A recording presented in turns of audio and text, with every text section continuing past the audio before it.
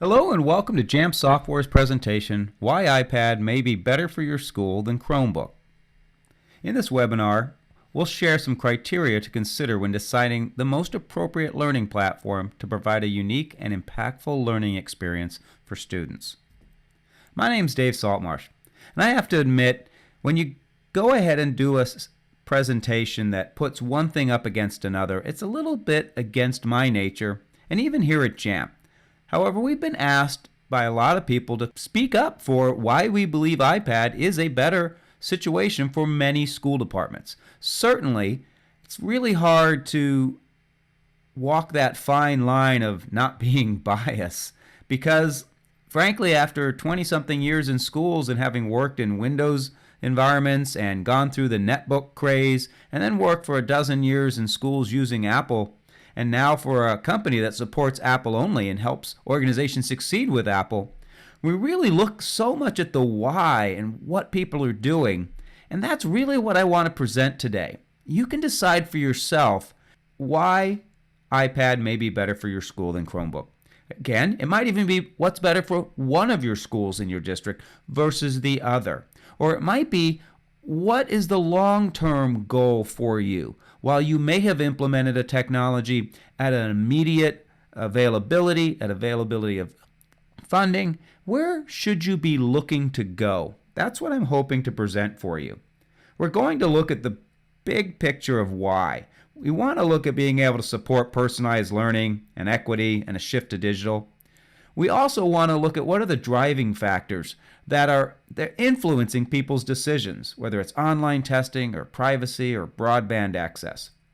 And those decisions people have to make, they're tough. And sometimes it's a matter of making a decision today knowing you're moving down a continuum. And so, by all means, I'm not trying to put something out that's countering anybody's current decision they're making. I'm hoping that this will maybe help you decide your overall plan or vision. The third thing we're going to spend some time on is really going beyond the return of investment, ROI, or the total cost of investment to the value of investment, especially for the instructional team. Beyond the systems IT, what are the needs of the curriculum department? Of the three of these topics, I'm going to at least start off and probably spend a little bit more time on the why. What are the organizational goals and the vision, and can we support those better with one platform or the other? Most people start off, especially educators, they're there because they have this servant leadership mentality. They're trying to support their communities, make things better for other people. That's what they're there for first, and that's front of mind. Then we get ideas of what we want to be a change agent for, what we're hoping to accomplish, not be on this continual path that the education process has been on for 80 or so years, but to actually change things. And many of us has decided that technology can help us do that. And we've had our rubric for what's the best technology to get those ideas to support those people. And that's really what I'm going to be sharing with you, because over the years I've implemented a lot of different technology and I've chosen not to go down certain paths, and it's because of what we were trying to contribute to the community and what we're trying to accomplish. Many times people are stuck in a situation where funding is the first motivator for what they can do, and they select a technology based on that or for some other needs, and the ideas and what you're trying to accomplish and the people involved are not always put to the forefront. So I'm not going to be here today suggesting that. I'm going to be doing the opposite of that, and I'm not pushing against those that feel they have no choice. However, let's look at where we're trying to get to. Organizational goals. Certainly student achievement, that's why we're all around. That's what the business of education is about. Equity is a big part of that. And equity of access, but also the experience. Just giving access to technology doesn't mean that each student gets the same kind of experience. And we really want to look a little deeper into that ability, because many of us set out to improve education for all students. I remember when I was in different schools, it wasn't just the teacher that had my daughter in second grade. It was I wanted to impact all the students across second grade. So while early adopters are great to focus on, we really want to see can we spread that equity? Can we scale this? Also, this supporting the digital shift. Let's not ignore teachers. Teachers are a critical piece to this whole thing. There's a cost. There's a cost at time and energy and retraining, professional development. And we want to provide an opportunity for teacher growth. Meet them where they are and expect change and improvement because we all, we're lifelong learners. We can all improve. And we all improve at different paces. So we want to promote that idea. Let's keep in mind, though, we are trying to promote a shift and a change from what we may have been doing in the past to new efficiencies. All three of those, of course, are ultimately important. And I believe one of the biggest trends that really isn't so much of a trend, we're just changing the terminology, that affects these goals is when we start looking into personalized learning. And maybe back in the 80s and so, we were doing individual learning plans or portfolios, and then we were getting into differentiated instruction. Personalized learning by some people has been a little watered down because we don't know exactly what they mean. We can throw that out there. And Michael Horn really hits the mark. Learning that is tailored to that individual. And the one piece I'd love to add into his message is that we want to be able to do that at scale and consistency for all students if possible. We're going to transform learning, and teachers have to become activators, not just facilitators and help guiding students. Let's realize they're gaining students' motivation, they're seeing their strengths, their weaknesses, their areas they need improvement, and the areas that they can, help them thrive. But I really do love his definition. And what we want to become is a means to an end versus an inhibitor, perhaps, to stifling that personalized learning. Motivating factors, certainly we want to gain teacher acceptance, and I touched on that a moment ago. It's really important that we see what helps teachers along that path of change. And back in 2010, when I first saw iPads come out, I noticed that teachers really accepted them. And they accepted them into their personal world, and they were more accepting of the technology into their classroom than they may have been in the past. Things have changed over the last few years.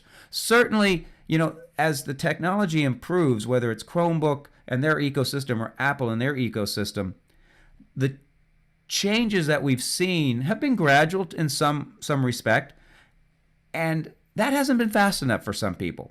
And some people have moved on to other technologies and they're starting over again. I will mention the improved teacher acceptance. It can't be at the level of comfort to keep their current path stagnant. It can't be to get teachers to accept something because they believe it's the closest to what they do now and there's no major shift or change to what they have to do. Unless, of course, they see a plan for that improvement. So we're looking to promote increased effectiveness of teachers and learning practices. So let's make sure acceptance is important. Let's also make sure that there's a path to improvement. There's also a concept of meeting security needs. In this day and age, if you go to a conference and you go to the one named What Keeps a Superintendent Up at Night, I guarantee student privacy, protecting students, physical privacy, physical security, and then their digital security is also of utmost importance. That promoting teacher effectiveness and learning practices is a theme I'm going to keep weaving into this concept because I believe, especially in the 30 years I've been involved in it, that's probably the piece that hasn't had enough emphasis on it. We look at wanting to improve practices, and certainly there are environments where a lecturer still works at times. And we haven't seen much of a trend away from this in the higher ed education, at least in the first couple of years. Certainly in the last couple of years at college, we're seeing teachers work in more collaborative groups. In higher ed, that's a little bit understandable. In K-12, we've been doing a lot of this small group and changing from the teacher being the sage on the stage to the teacher that gets to walk around the room for years. We have lots of evidence showing that this is the type of environment we want to move towards. And certainly at times there are needs for teachers to come back into that lecturer or whole class environment. But let's look at the technology that can promote the biggest potential for change. There are absolutely 3 key driving factors that we hear a lot about, and they should be foremost in people's decision-making process. It's always about student achievement. We touched already on personalized learning. And that equitable experience, I'm not going to let anybody slide on that one. When I hear somebody get up there and present on a BYOD initiative that suggests, well, we're not worried about it, it'll take care of itself, or students will get their own choice, they're not recognizing that that experience is not the same for one child who gets to bring a full-fledged MacBook or laptop into class compared to another student that has a device that has limited capabilities or different capabilities or doesn't have abilities when they go home. So unfortunately, there's a little bit of a pause when we come to those 3 concepts. And while many people are targeting right in on them, it's often some other factors that tip the balance one way or the other.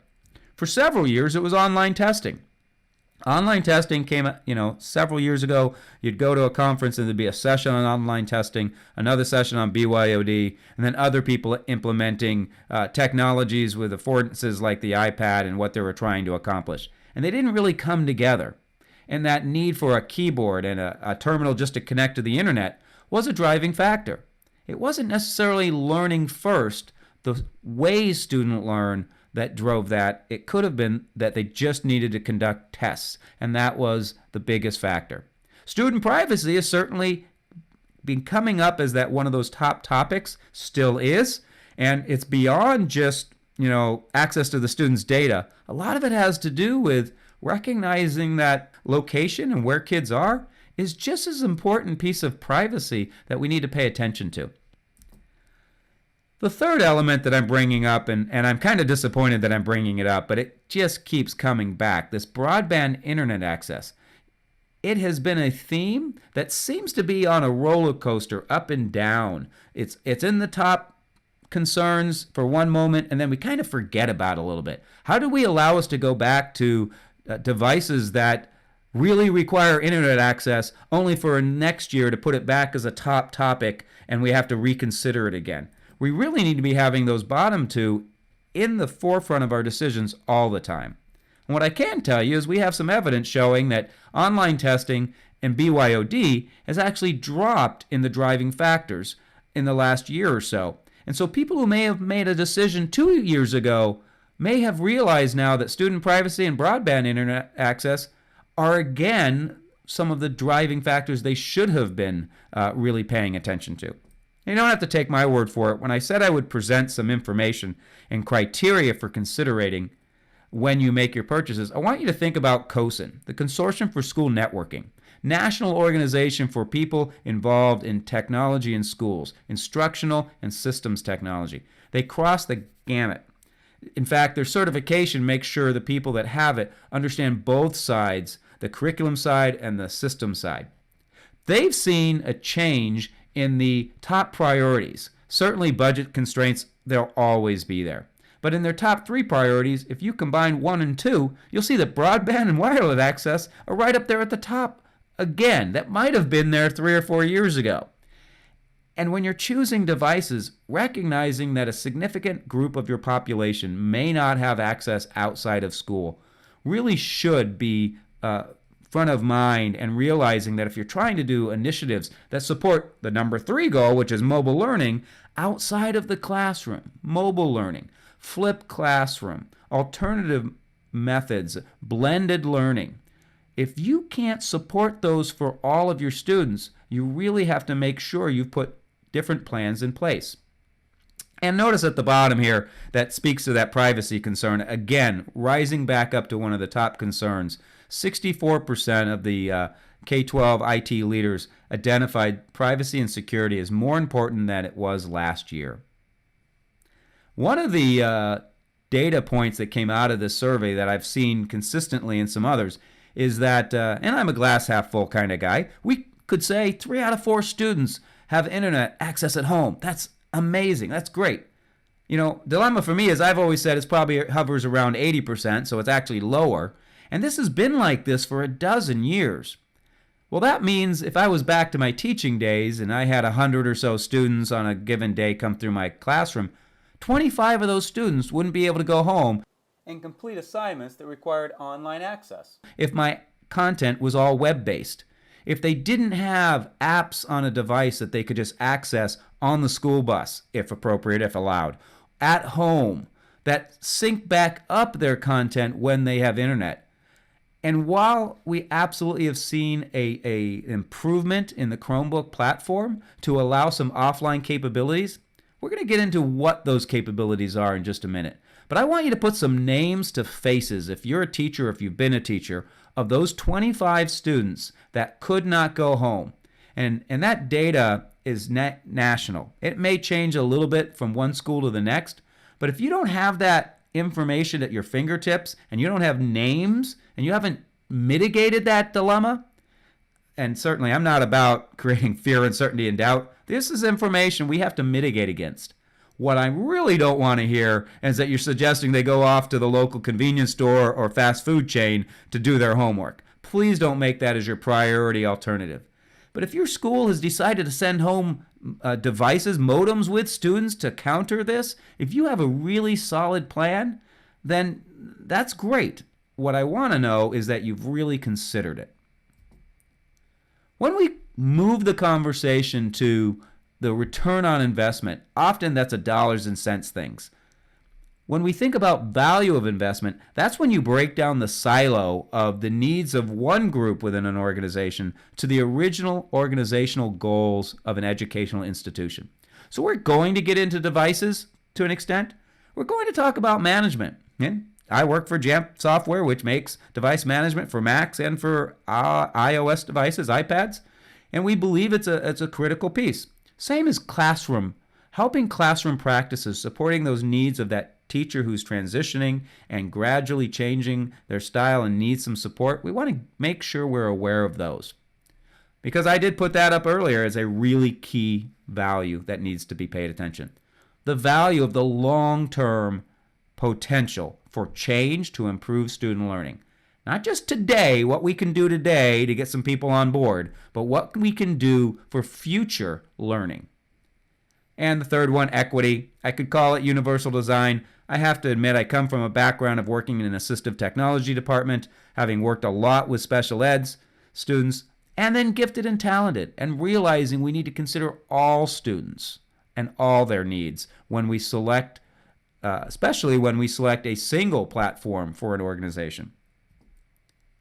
So when we look at devices, let's make sure we want to look at what we can put in students' hands that provides the surety on an organization to meet their needs of security of the data, the student data, and also the security of the actual devices with that user in mind, and helping them to be as productive, creative, and be able to thrive in a critical thinking mindset that really motivates students. Just as valuable is the notion that we need to provide user privacy and that institutional security. We want to provide that notion that the end user is confident that they are protected. It's silly when I walk around, I see so many people with tape over their camera, but there's this fear on the back end of that. Knowing the exact reality of what can and can't be done is really important. That should be shared with the community, and it should be a common knowledge across an organization. Supporting the scaled management, getting devices out to dozens, hundreds, and thousands and tens of thousands of people, that's a big task. And I remember being very limited back in even the days in my school department. We had Macs, but getting them online and managed, and when we had Windows devices, getting them set up before the school year. And absolutely, Chromebooks has a great ability for you to take something out of the box and get it right to a user, just like iPads do. The key thing I want to consider is how much of a differentiation can we get to that end user versus one size fits all. The productivity is always a concern. Sometimes, unfortunately, you'll hear an organization talk a lot about we've got to keep people on task. It could be an employer of a commercial organization wanting to make sure they get so many widgets. But productivity comes so much in the area of creativity and critical thinking by students. We really don't want to subdue their processes. And often we can overemphasize productivity and controlling what users can do versus empowering them.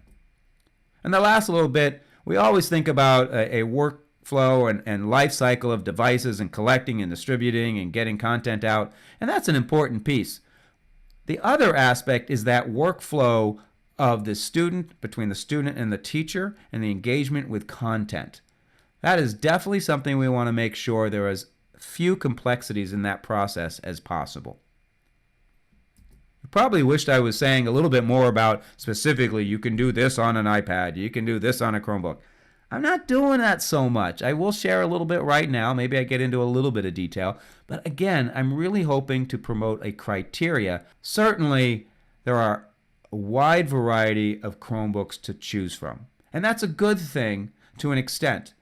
In the netbook days, when everybody was looking at netbooks, and even with the Windows days of my own experience, which device I bought on a given day and what the hardware inside it kind of helped create the user experience. And then I had to be a master of all that. Now, I hear from some people what they're doing something. I really want to hear the details. Exactly what quality, what manufacturer, what version are they using of a specific device? Because I'm not sure that can always be the same user experience with a different device. I also know there's some issues that when you get a device and you're trying to repair the device, when you're trying to get parts, when you're trying to get replacements into your device management system. Those are some things you want to consider up front. Naturally, the iPad has some options too. What size do you want? There's capacity sizes. If you're doing shared use, you want a higher capacity. You might want a higher capacity because your students don't have as much ability to back things up online, or you want them to have more ability when they don't have internet access. And, one of the beauties of that iPad is how much you can have on that device that you can still do even though you don't have internet. When we talk about management, we need to start thinking scale. And that goes back to my concept of which device do you have, what are you going to have to do it on a day-to-day basis. I know a lot of people who talk about Chromebooks and how they can easily swap them out for a few $100s, you just replace it. And that's one way to go about things. I can't necessarily argue that if that's somebody's decision, they've made that decision. My dilemma is on a scaled implementation, being able to mass customize that end user experience. And I don't mean simply getting them the Wi-Fi connection pre-put into their device. I mean being able to, on the instant, I hear from someone that a student needs a different app because of the curriculum they're in or that they've progressed at a certain pace. They need a new app, a new content. We can get it to them in seconds and differentiate from one student in a class to the others. Those are the kinds of things we need to look at when we do scaled management. Because so much of the back end, and I always hear, oh, it's easy to do this. Of course, we can do inventory at the time of purchase, whether it's a Chromebook or an iPad. You can get these devices purchased into an organization where you gather that information. They can both be prepared on the back end so that before someone even takes it out of a package, it's ready for them. So both the platforms have that ability. The configurations where we start to differentiate. And rather than a checklist here, which I'm not providing, start asking those questions beyond Wi-Fi, beyond setting up which website someone can go to. What are the individual differences I can really hone in on down at that individual level? Both platforms, a person can take a device out of a box if it's pre-configured and prepared, wirelessly with no touch by an IT department. Someone can take it out of the box, use their credentials, and get onto the device. That's an ability that you have with both platforms. What I want to make sure is some people who may not have visited the iPad platform in the last few years may not recognize that or may not hear how that enrollment process is simplified. When you go to deploy, and certainly it's about getting devices out to people, but I really want to start thinking about what do we get on the devices for the students. If you're using a lot of web-based applications, certainly on the Chromebook side, you can adjust those and get students' accounts as needed. as quickly as you really want to, as you can do on the iPad side. For me, it's about getting content down to that individual user, whether it's a document or an iBook or whether it's an app. And of course, that's where we split off. There are some apps you can get to install down onto the Chromebook so you can do some things with their platform offline. However, the bulk of the educational type apps are really where I'm getting to when I say deploy. At a moment's notice, a math department bought something this afternoon. We want to get it down to that class of students, and it's an actual software app. We can get it down to those users on the iPad side. The security, rather than beating up on this one, I'd let people just make sure they're really considering what they're doing. I'm going to show some specifics in a moment, especially when you think about physical security. And some people will try to say, oh, we're just tracking the devices. Well, on my side, on a one-to-one, a device has a user assigned to it. So if you're tracking the location of the device, you're tracking that user, that student, that teacher. And we want to be thoughtful when we make those decisions. When you think about the management capabilities, and absolutely on a back end, if you're being limited to web-based content, that's an easy ongoing management. If you're talking about getting down to an individual basis, the abilities of that device providing privileges or putting in restrictions, you have that potential on the iPad side. What you can do on the Chromebook side, I'm going to ask you to look into that management console a little bit and decide for yourself if that's going to fit your needs. When we get into privileges and restrictions, and I mentioned that idea of wanting to recognize that we're no longer the one-size-fits-all environment. Certainly, individuals can have access to different types of content. We can move beyond the immediate access to some web-based content, get into providing down to the individual student the applications that they need for where they are in their learning. We can also support those digital citizenship plans that want to provide privileges to students because they've earned them. Maybe it's just because they've moved grade level. Maybe it's because they're achieving a certain level in their class. Maybe it's from behavior. We want to be able to adjust this on the fly relatively easily, but also have a nice breadth of abilities. And if we have a student that needs to move back to another one, or maybe they moved in, we want that to be as close to the practitioner as we can. Ecosystems, absolutely, we've seen the Apple ecosystem be around for years on the iOS side with their own apps that they provide, and then the hundreds of thousands of other educational apps that are out there. When I think about the difference between iPad and Chromebook, I want to think about the way I usually look at things, and I look for the and it's and for me. In addition to the Apple ecosystem you have available on an iPad, you could talk about the fact that you can have the Google apps for education on an iPad also. Or we could talk about it and just say, here are the Google apps for education. A lot of people are using them. They're free apps. Use them across my last district as an and to be used. And they have some interesting collaborative capabilities. However, the significant difference I see is when you look at the professional quality of the two platforms. That's when I start thinking about my days in the early 2000s when I was using Claris Work on a Mac. And while I used it and I liked some of the capabilities it had and it worked well for me, scaling that out to others, I determined that at the time they really wanted the Microsoft products, the Word and the PowerPoint. And I kind of had to admit that when I went to do a presentation for the school board, I recognized what I was doing in Claris Work really didn't live up to the professional quality I needed. So I gave in, and it made sense because we had people that were going beyond the basics. Apple then provided their tools in the iWork suite initially, and with Pages and Keynote and Numbers and what you can do at that level. It's absolutely professional quality. I have to say, I want to put that same critical eye to those that are using the Google platform. It has a place. However, providing an and to students and teachers to expand beyond that is something I think you should consider. For me, spending so much time helping people that were not native to technology, and I ran into this dilemma of having to go back to the day when I was transferring principles from having a desktop and a laptop, and forgetting that they needed to get the information to what they needed before they left. Now let's trickle that down to the students I'm working with or the teachers who aren't tech savvy. And for me, those are the things I eliminated 10 years ago that I would be having to deal with if I went back into that. And I wanted to spend just a second on that because I'm thinking about how much I don't want to go back to those kind of days. When we think about learning management systems, certainly in my last district, I had somewhere between 3 or 4 different learning management systems at any one time.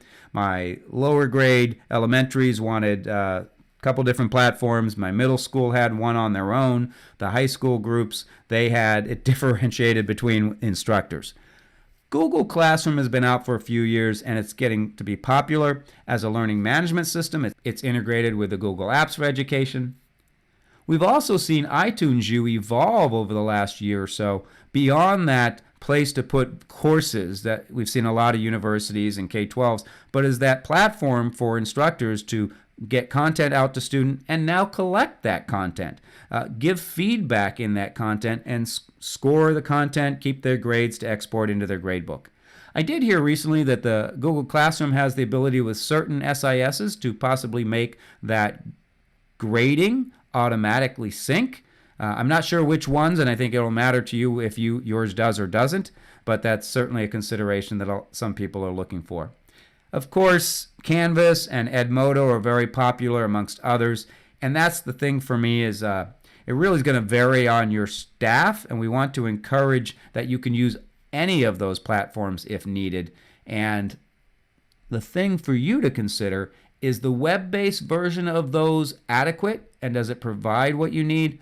Or does the app interface, particularly on the iOS side, does that perhaps provide a user interface that is more efficient? When we move and look into the classroom, I really want to think about the classroom management. What have we provided to teachers to help them in their transition, in their move on the continuum for the implementation of technology?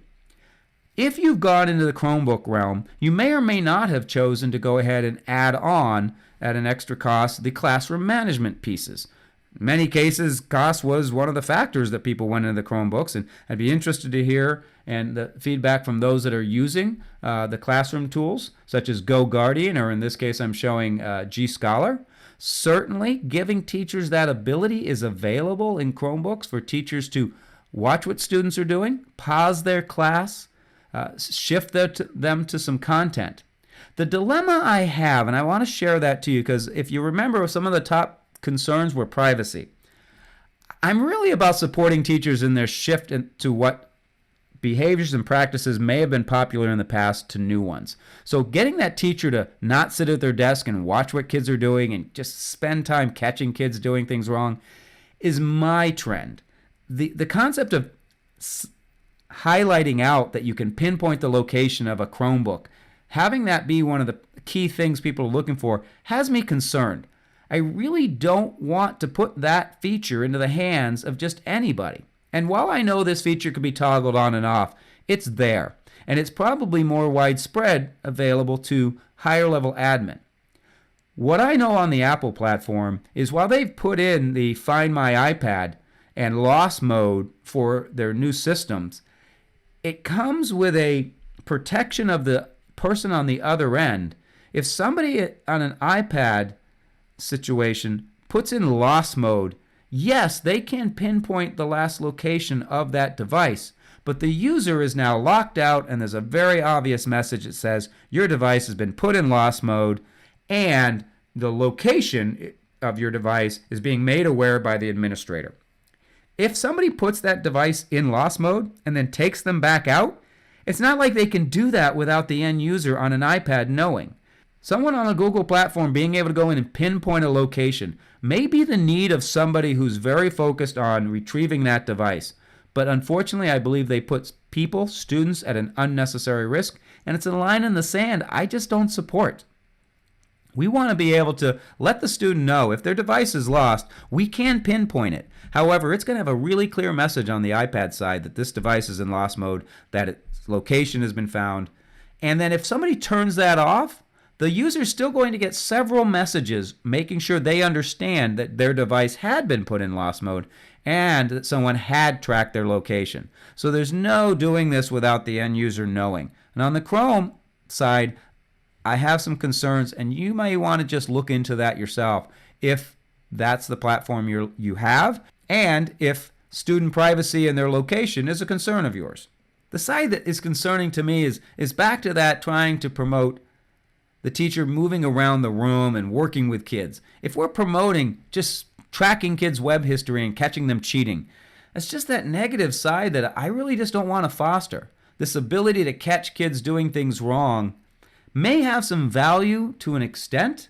I would rather be promoting the things like, hey, we can pause your iPad. If you're a Casper Suite customer, you've had at no extra cost Casper Focus, the tool for teachers, to work with the devices right within their classroom for 3 years. Apple's Classroom has just come out, and it's taking off from what Casper Focus could do and just doing even better things. One of the great things about Classroom is the fact it's proximity based. You know that the teacher is only going to be able to manage those devices when they're within the location of that teacher in the area or the classroom that they're at. They're also going to be using it for things like pausing the class because the students are off working on things and you want to regain their attention. Maybe you're putting students into single app mode so you can give them a quiz so that they're in that particular app while they're taking the quiz, but then you can take them back out as needed. The teacher can prompt and guide a student to a web page to help save some time. However, we're not focused on the teacher, and we're not providing the tools to the teacher to go back in time and catch what Jimmy was doing 2 hours ago. Certainly the teacher with Classroom can go in and see the student's screen, and that's a valuable teaching tool to be able to say, I see where you're progressing, or I see a student isn't progressing very well and perhaps they need some assistance. It might provide that teacher formative information so they can adjust the instruction. However, it's not one of these time things where they can just sit at their desk and just watch what kids are doing. I'll spend just a little more time talking about the most recent abilities that are out there for iPad. If people go back to articles where they read what Chromebooks can, and it's implied that iPads can't, I'm taking this opportunity to put out there what Apple has evolved over the last few years that some people may not recognize. And if some people are reading the articles that are promoting Chromebooks simply because a bunch of people have bought them and that they say they're easier to manage, they may not recognize what Apple's done in recent years.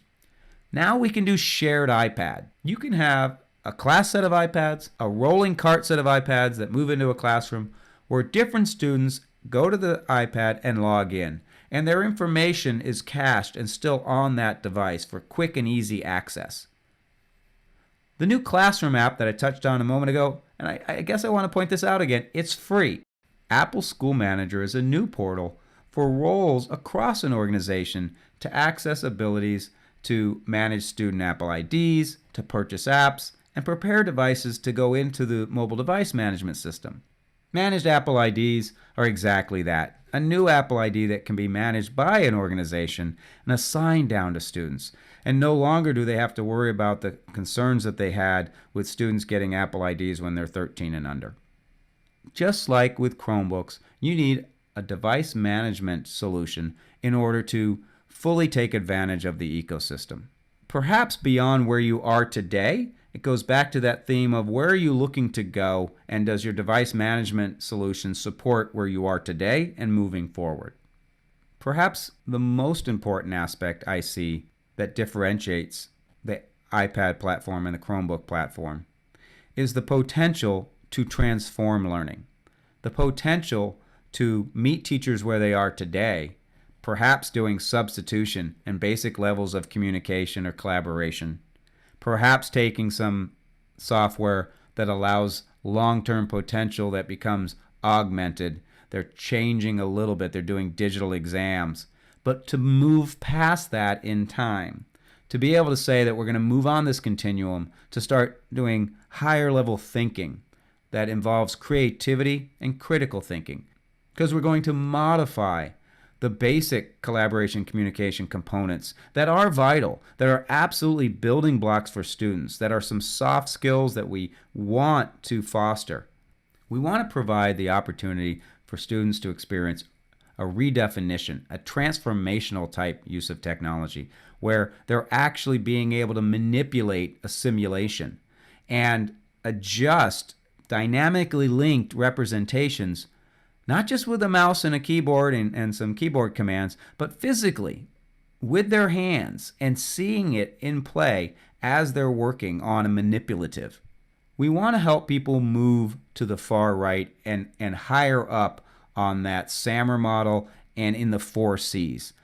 We want to create the conditions for student success for today and in the future without limiting them. We want to take advantage of the affordances or the interface and the offline capabilities that allow students to really reach their potential. And when we start talking about future learning, so much of it today is about providing a genuine real-world experience. And we don't know where that's going. And students amaze us on a day-to-day basis. And as a teacher, I want to allow that to happen rather than reduce that to exactly where I'm comfortable today. The last little bit I want to hit on is universal design. I could have called this a lot of things. Having worked in an assistive technology program at a university for a short while, I really saw the value of this. And we are preparing a lot of students today for being college ready. And a lot of people are comfortable with that because, it's all about class ranking and doing good on the high stakes exam so you can get into university or college. The dilemma is that doesn't necessarily meet the needs of all students. The students that are behind that need to help be brought up to grade level. The students that aren't ready to move forward.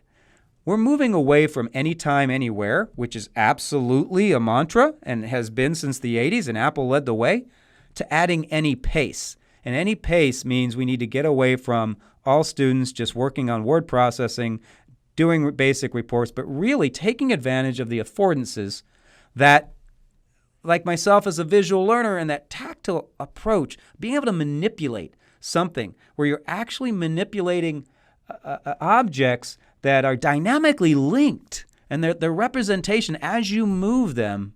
I am getting excited because that's how excited I am when I start using some of these apps.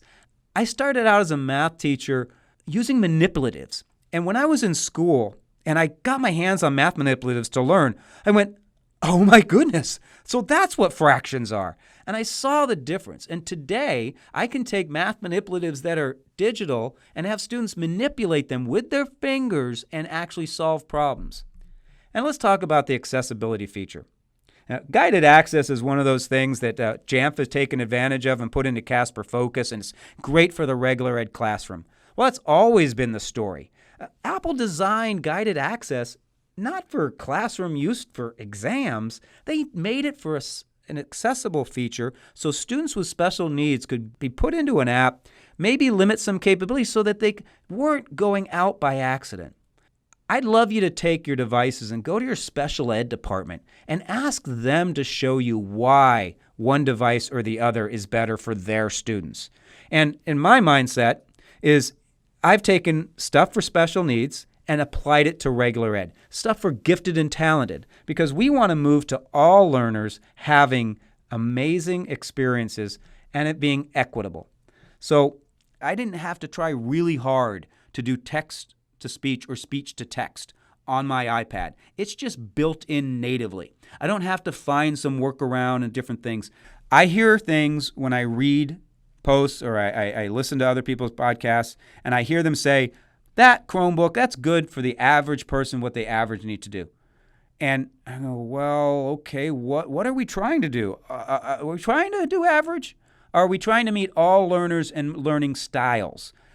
If we're only here for one type of student, one type of learner, maybe that device is good for them. But let's think about meeting the needs of all students.